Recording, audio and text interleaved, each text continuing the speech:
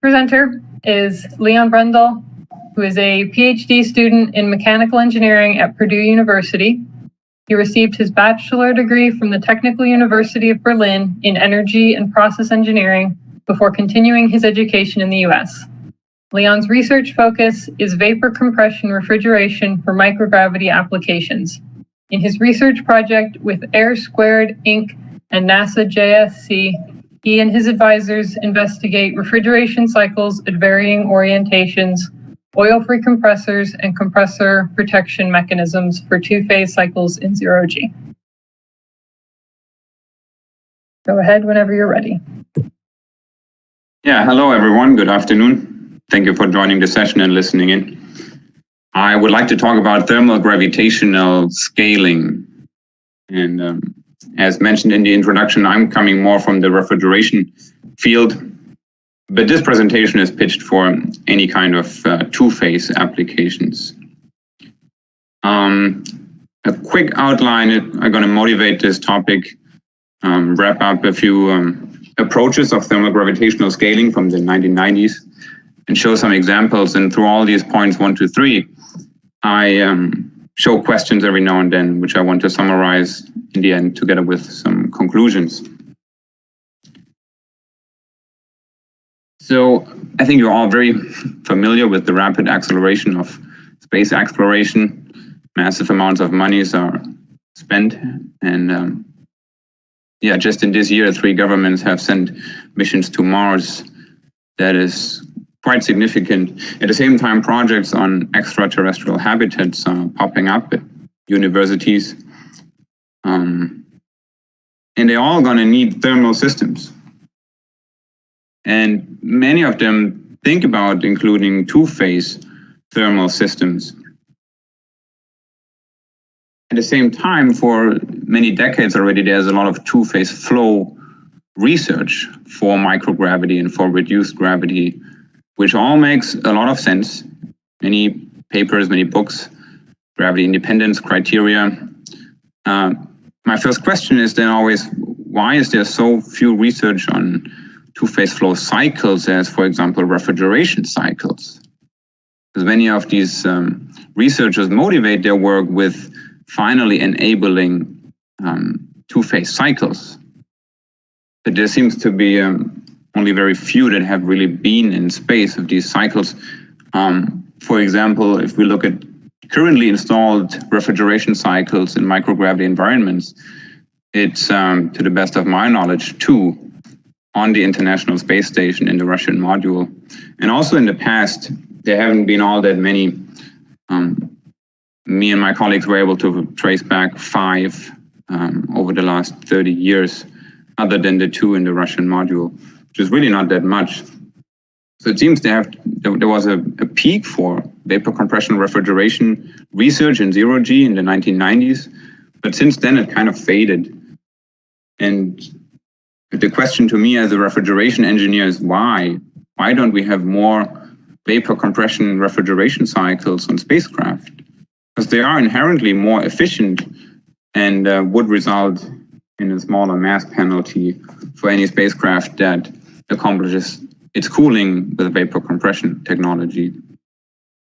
I think one reason that there are so few is there's still a lack of confidence in these cycles. And this is where thermal gravitational scaling comes in, because it is a design tool that may increase the confidence also in two-phase systems by leveraging ground-based testing and not the very expensive microgravity or reduced gravity testing. And I would like to introduce it by comparing it to gravity independence. Thermal gravitational scaling is quite different from that, but sometimes confused. In gravity independence, we talk about one system. And this one system operates equivalently through different levels of gravity. Most researchers suggest that this can be accomplished by exceeding a threshold flow velocity. Right, and then there's some argument about what the flow velocity is and how to best correlate that, but that's the general idea. While in thermal gravitational scaling, we talk about really 2 systems. One is the prototype system. That should one day, for example, be on Mars. But we can't experimentally tested on Mars beforehand. Instead, the idea is to build a model system on Earth and adjust some system parameters to match the prototype that is about to be built. And usually this is proposed to be done with dimensionless numbers, some sort of a matching game or you need a matching algorithm for these dimensionless numbers. In my literature research, I found most work on that in the 1990s again. I mention here 4 names that have been involved: Crowley, Delisle, Jean Unger, who gave a short course this morning, and Katie Holbert. Now, I'd say Delisle has published most papers in here. I cannot yet judge which of the theories is the best, but I'm going to pick Delisle's theory and present it here briefly. In almost all of Delisle's papers, he shows this table, which are 18 dimensionless numbers, pi numbers, because they're partially derived from the Buckingham pi theorem. And now what Delisle says is, if you have, for example, a liquid flow adiabatic, then these 5 pi numbers are important for scaling a system. And only these need to be considered then in thermal gravitational scaling for an adiabatic liquid flow. And on the other hand, if it's heated or cooled, you have to add a few other dimensionless numbers. In this case, pi 10, pi 11, pi 14, the Prandtl number, Nusselt number, and the enthalpy number, and so forth, right? And for two-phase flow, it would be yet more dimensionless numbers that need to be matched between the prototype and the model. And Delisle always motivates this very nicely. He says we can gain a better understanding of two-phase flow if we are able to do good scaling, and we can use it as a design tool, as I mentioned. A model on Earth, an experimental facility on Earth that can be used and tested and predicts the performance of the system on the Mars, on the Moon, on the spacecraft. And Delisle sort of defines a well-scaled system means the velocity, temperature, and pressure field must be identical.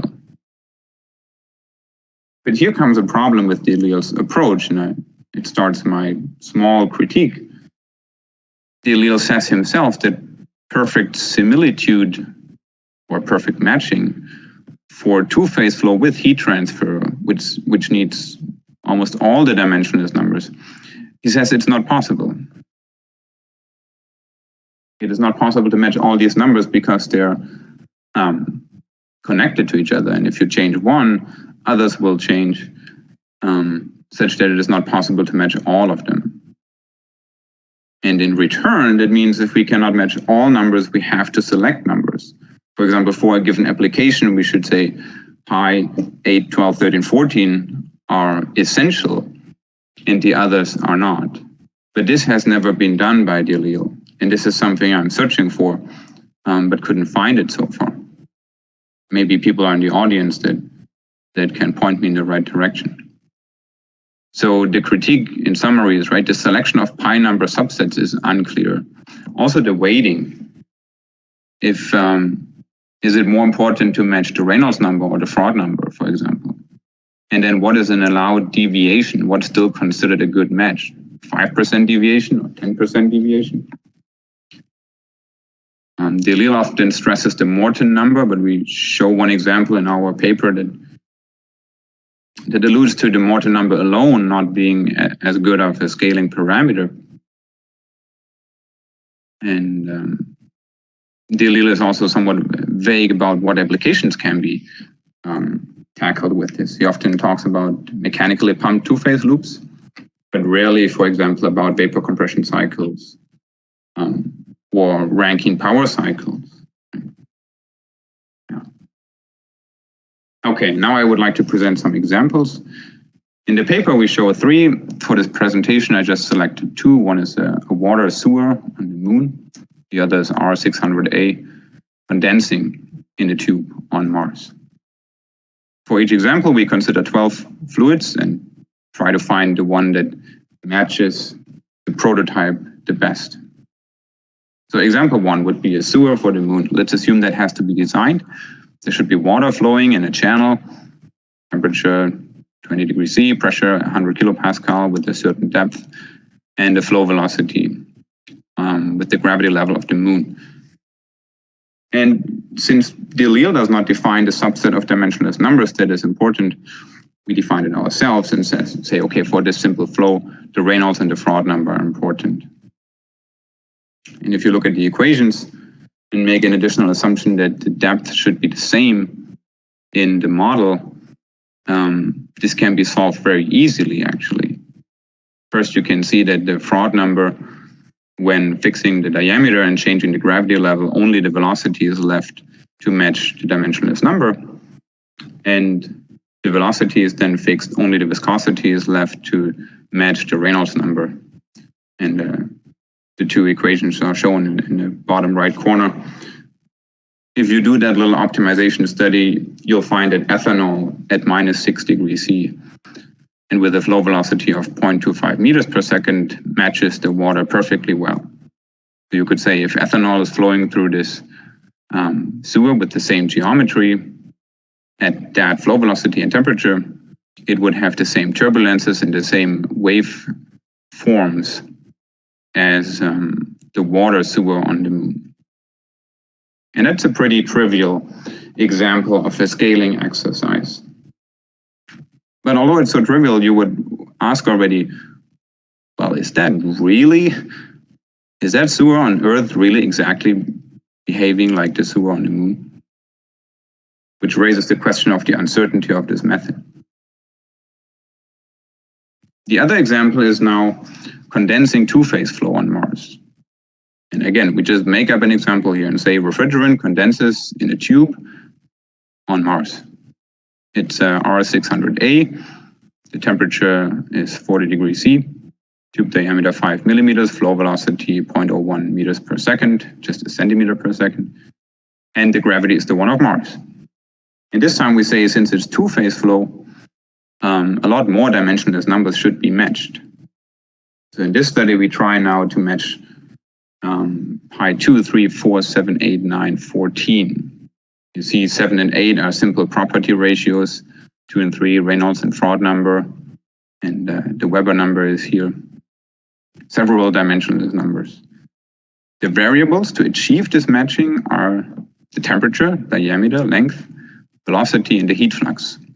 So all these variables are allowed to be changed for the model in order to match the dimensionless numbers with the prototype.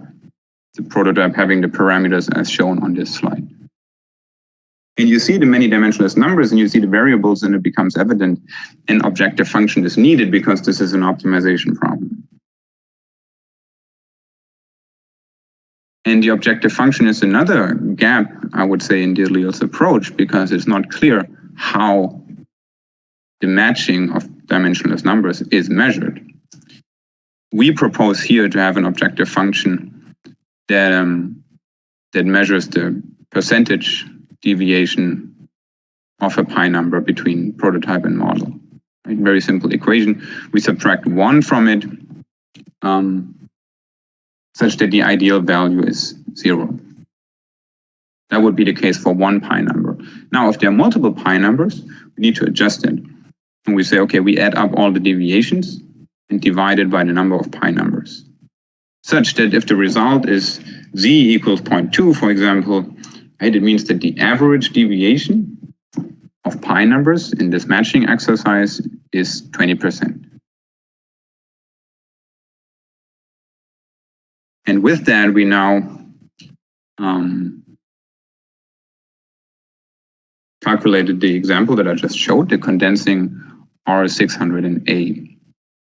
In the first row of this table, you just see the prototype. So temperature, 40 degrees C, and the pi number ratios are all 1. So the objective value Z is 0. That's just the prototype. And now we compare the other results that the optimization algorithm found. And the best match, well, this is just a reminder Pi2 is the Reynolds, Pi3 the fraud number, 7 and 8 are property ratios, Pi9 are the Weber number, is the Weber number. The best match is R600A itself, which if you think about it makes sense, because by just selecting the same fluid at the same saturation temperature, the optimization algorithm achieves perfect matches for the property ratios. And in the objective function, they have the same weight as the Reynolds and the fraud number. So the final result shows a deviation in the fraud number because the gravity level is different, but also in the Reynolds number because the algorithm tried to adjust the velocity to make a better match in the fraud number. And then the objective value is 0.043. And this raises already the question, does it make sense to give all pi numbers the same weighting? Right? Because the algorithm will then tend to find the same fluid at the same temperature, which is not really the goal of this study or of thermal gravitational scaling. Other good matches were R152A and propane. They have very different fluids, but have similar objective values. The 7%, the other is 9%. You can see now how the optimization algorithm found different temperatures to match the dimensionless numbers as good as possible. R152A had a stronger maximum deviation, the fraud number of 0.4, than propane, but propane had overall had higher average deviation. Also, R134A and 143A showed fairly good matches. The other fluids that I showed in the beginning are not as good.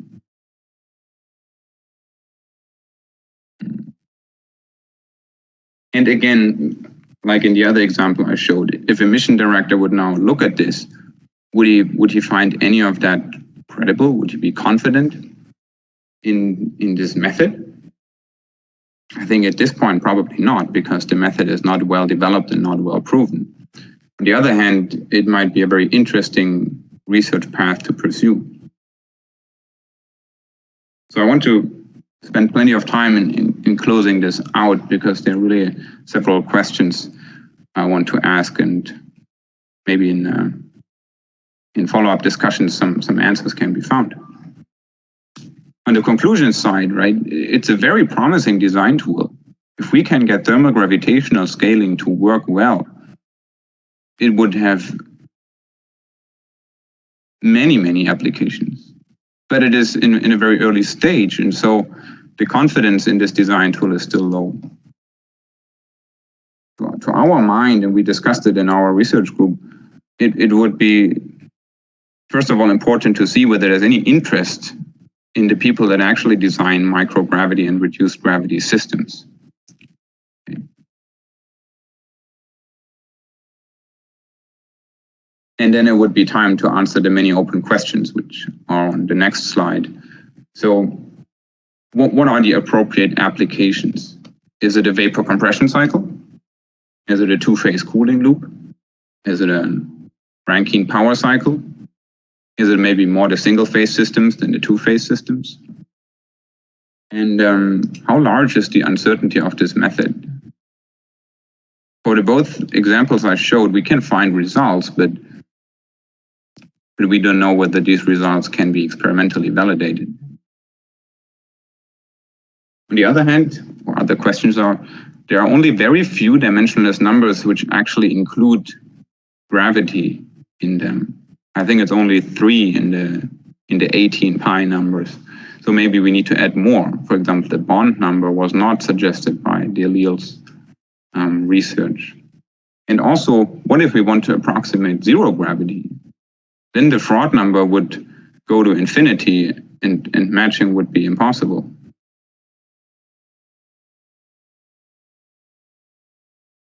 Again, the groups of pi numbers that are really essential for a certain application are not specified,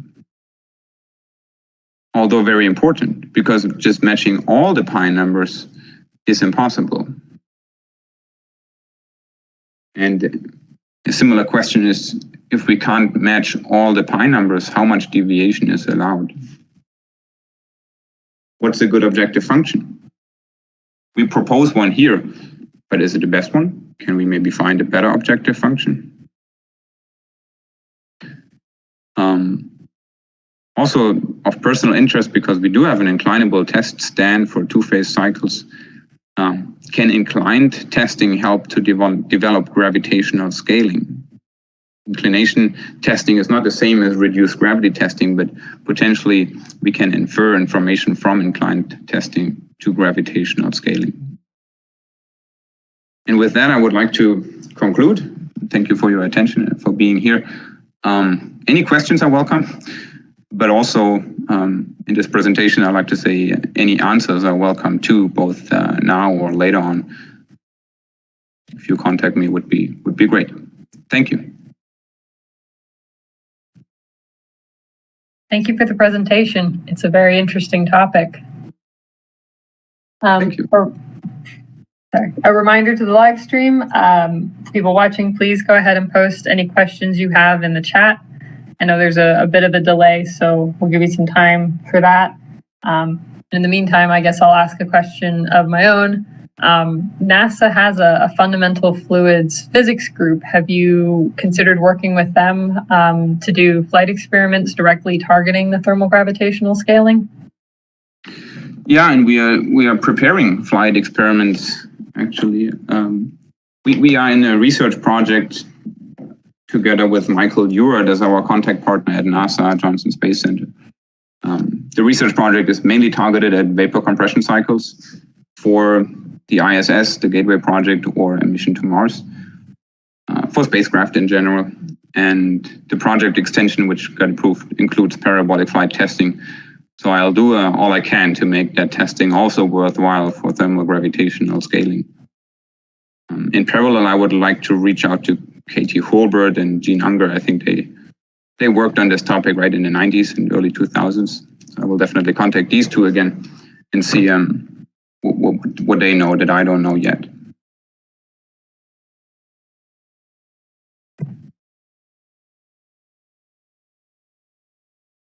Okay, we've got a question in the chat. Actually, we have a comment in the chat first.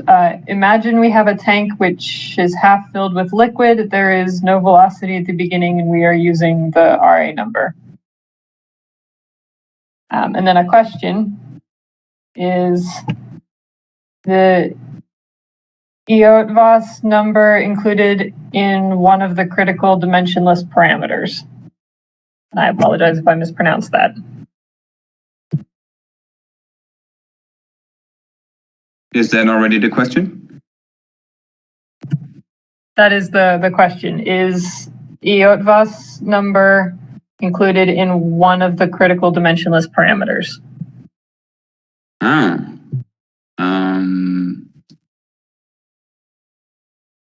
Let me go back to the dimensionless numbers.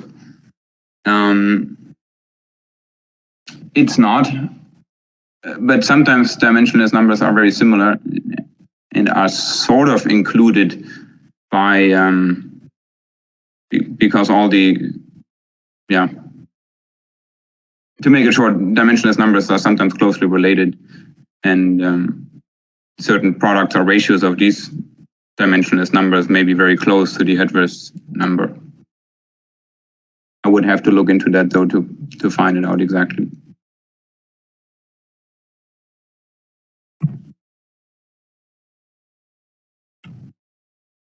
Okay. Another question we've got. You've mentioned the absence of refrigeration systems in consideration today for space flight. I think one area of concern is the overall resources required given the availability of a cold sink of space.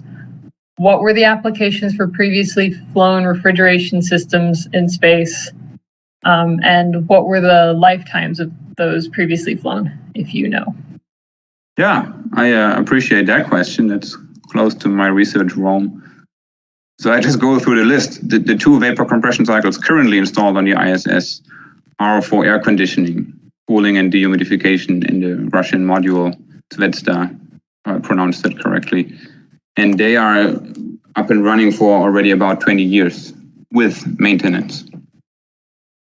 Now, I think all the others were developed or were spearheaded by the USA. 1982 was really just a small test flight, but apparently already successful. In the 1990s, ORF, EORF, Leslie, these acronyms, those were three devices that were flown on space shuttles, and they were always used to cool biological samples. They also had to be, they needed maintenance on the ground, basically between every single shuttle flight, because they had several issues. Now the refrigerated centrifuge is an infamous example.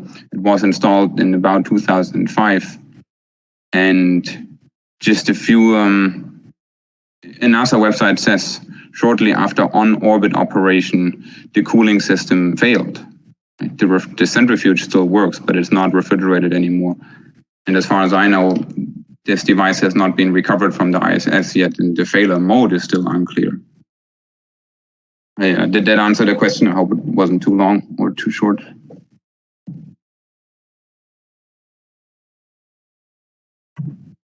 If that person has a follow-up question, they're welcome to ask it.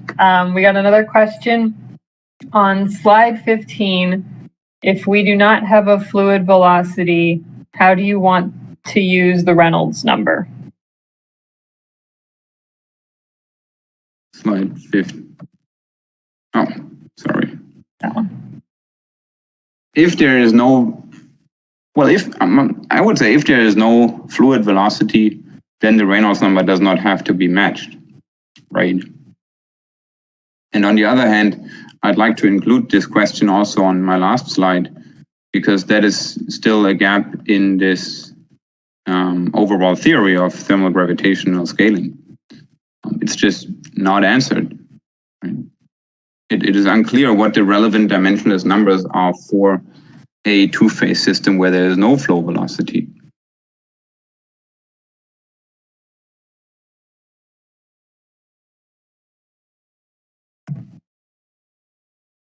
Okay. Next question. There seems to be a lot of work going into leveraging additive manufacturing and heat transfer devices, assuming that additively manufactured porous media can be developed at useful scales for heat pipes and combined with freedom in geometries that aren't realizable with traditional manufacturing. You envision thermal gravitational scaling as being critical to bring such devices to fruition. I don't feel entitled to claim that it will be critical. I do not yet know enough and understand enough about thermal gravitational scaling to really say that. If you allow me a guess, I would say in porous media, you will very often be in the range of gravity independence just by fluid velocity, such that thermal gravitational scaling may not be important anymore. But it really depends on the pore size, the fluid, the flow velocity. So let me say, I hope that thermal gravitational scaling can contribute here too. But we don't know enough yet to really answer that question.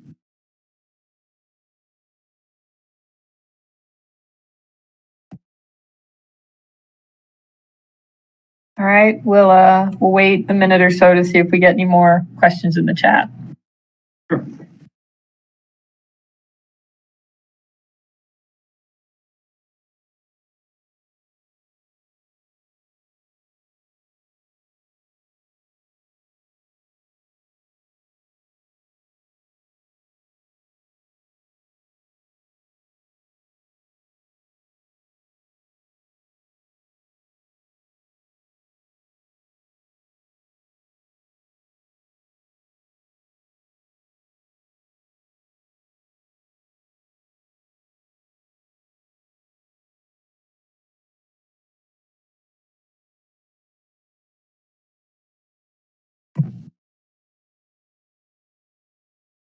So what ideally do you think is the next step in this process? I think it needs work both on the theoretical and on the practical, on the theoretical and experimental side. Right? And I think that all the approaches from the 1990s need to be reviewed, summarized, and compared. And then we should try to find small and simple experiments that can be conducted on a parabolic flight or at most on a sounding rocket, but that don't quite need to actually go on the International Space Station just because the preparation work to get there, the lead times are so long. So I would appreciate experimental validation of the theory or of a new theory about thermogravitational scaling, even if it's just a small experiment, but a start often of a real experimental validation. And the same wish I would have is a clear interest from mission designers or from the space industry in general to have such a theory and apply it.